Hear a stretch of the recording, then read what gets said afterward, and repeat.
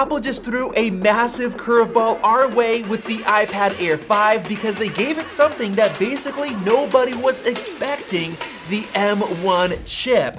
Yes, the same industry-changing M1 chip that comes in Apple's $1,300 MacBook Pro is now packed into the brand new $600 iPad Air, making it the absolute cheapest way to get the M1 chip, even cheaper than the M1 Mac Mini, which doesn't even come with the display. And trust me, we were all blown away last year when Apple stuck the M1 into the iPad Pro, but them now throwing it into the iPad Air 5 made me almost jump out of my chair during the event because I just couldn't believe it. And now the question that's on everyone's mind is if the iPad Air 5 is now a much better value than the iPad Pro, since you get the same chip for $200 less cash. And that's exactly what I'm gonna do in this video by laying out all the differences and explaining my point of view on which iPad you should be buying. But before I get into all of those little differences, there is a question on my mind that has been really bothering me. So let me go ahead and try to give you an answer for what the heck Apple was thinking by throwing the M1 chip into this new iPad Air. As you probably already know, the iPad lineup was even more messed up before Apple's March event because late last year, they updated the iPad Mini 6 with a bunch of new features while not touching the iPad Air 4 at all. And the number one thing that put the lineup out of whack was the fact that the iPad Mini 6 came with Apple's latest A15 chip, while the iPad Air was still stuck with the A14, while also being $100 more expensive. So for those who wanted to have the larger 10.9-inch display, they would have to pay $100 more just to lose performance with the Air, which made no sense at all. So coming up to the March 8th peak performance event, we were all expecting the iPad Air to get the A15 Bionic chip so that it made sense within the full iPad lineup. But the problem with that idea is that it would just be playing catch up to the iPad Mini, which already had the A15 and all of the other cool features like the 12 megapixel ultra-wide selfie camera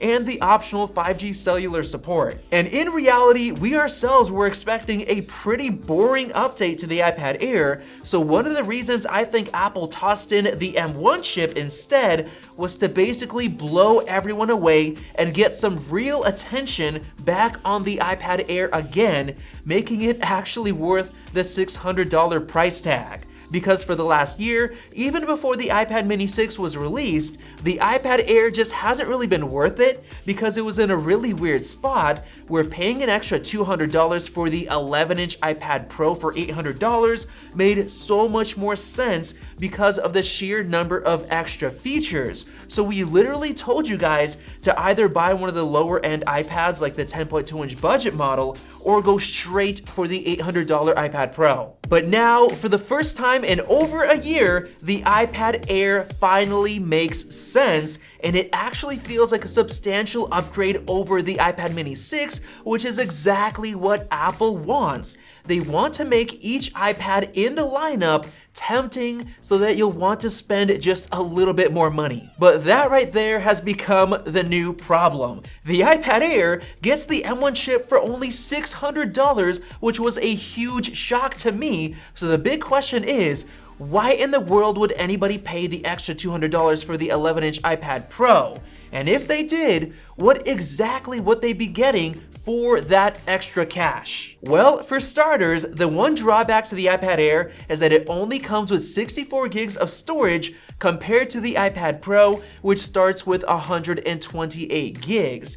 And if you did want to upgrade the storage on the Air, you've got to spend $750 total, literally putting you right into iPad Pro territory. But in terms of the actual feature and spec differences, you'll be surprised by just how much extra you get with the iPad Pro.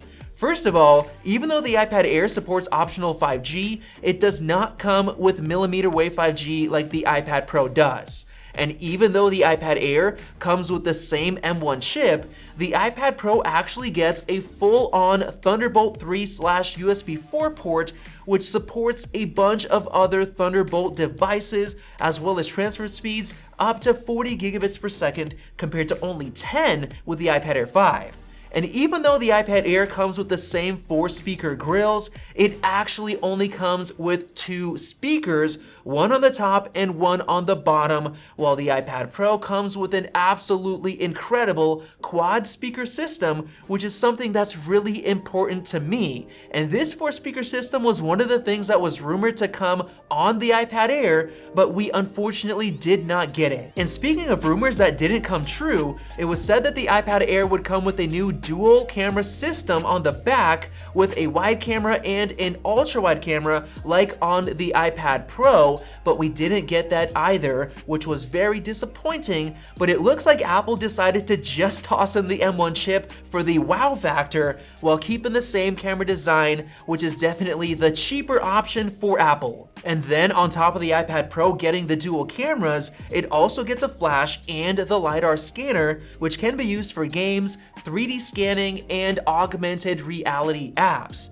And going further, the iPad Pro comes with 5 studio quality microphones, while the Air only gets 2 microphones. And if you think that's already a long list of differences, those were actually the ones that don't really matter that much. So now let's get into the 2 major differences. The iPad Pro comes with Apple's Face ID system, which means that it unlocks automatically without you having to do anything but simply swiping up on the display. But with the iPad Air, you've got to use the Touch ID power button, which I personally find annoying because you've got to reach for that sensor, which isn't nearly as reliable as Face ID. But the absolute biggest deal is the fact that the iPad Pro has a much better display, and this right here is a game changer. First of all, the 11-inch iPad Pro display has thinner bezels while also being brighter with 600 nits of brightness compared to 500 on the Air. But the best part of all is that the iPad Pro comes with 120Hz Pro Motion technology,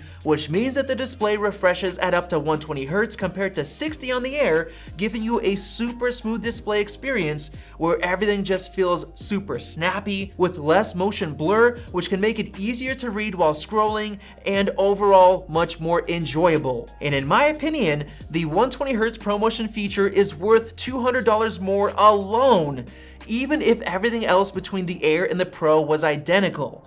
And if you don't believe me, let me explain why. Yes, the M1 chip sounds amazing for the iPad Air, but it is 100% overkill for the 60Hz display because it really doesn't help it feel any more snappy compared to the old A14 chip in the last iPad Air, which was also very fast. And if you're someone who wants to play games on your iPad, the M1 chip isn't really going to change anything because the old A14 could run almost every game at a perfectly solid 60 FPS, which matches the iPad Air's 60Hz display, so the M1 chip really isn't giving you an advantage at all. And then on the other hand, there are a lot of games that now support 120 FPS on the iPad Pro, like League of Legends Wild Rift and even Genshin Impact, and the M1 gives you just enough performance to take advantage of the 120Hz display, making it the best gaming tablet in the world, since even tablets like the brand new Samsung Galaxy Tab S8 Ultra don't support 120 FPS in many games. So the fact that the new iPad Air still has a regular 60Hz display basically ruins the entire point of Apple throwing in the M1 chip, especially since you don't even get the Thunderbolt port.